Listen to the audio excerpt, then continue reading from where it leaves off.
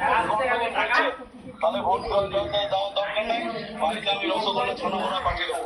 আর আমাদেরকে জিতিয়ে যদি কাজ করাতে হয় প্রত্যেকটা বিষয়ে, পাড়ার ছেলে পাড়ার লোক যারা তৃণমূল করে মানুষের পাশে থাকে 24 ঘন্টা, তাদেরকে ভোট দিতে হবে। এবছর যেন ভোট নষ্ট না হয়, পরিষ্কার ভাবে বলে দিচ্ছি, খাতা এন্ট্রি করা থাকবে, কোন বাড়ির কে ভোট দিচ্ছে আমরা সব পুরো মোটামুটি আমাদের ক্যামেরা থাকবে। এবার এবার যা ভোট হবে সব লাইভ হবে।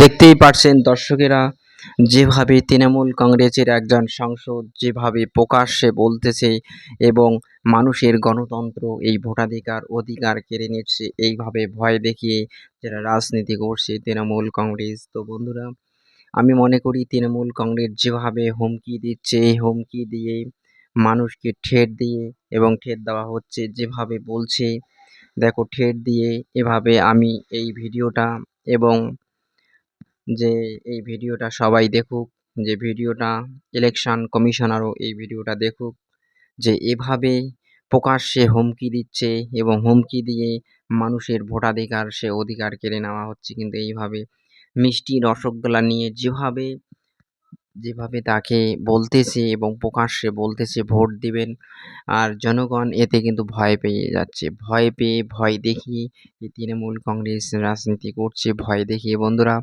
আমি বেশি কিছু বলবো না, কারণ ভিডিও ভাইরাল হয়েছে এবং অসংখ্য মানুষ দেখুক যে প্রকাশ্যে যেভাবে এবং মানুষকে ভয় দেখিয়ে এবং জেতানোর জন্য এই হুমকি দিচ্ছে। এই হুমকিতে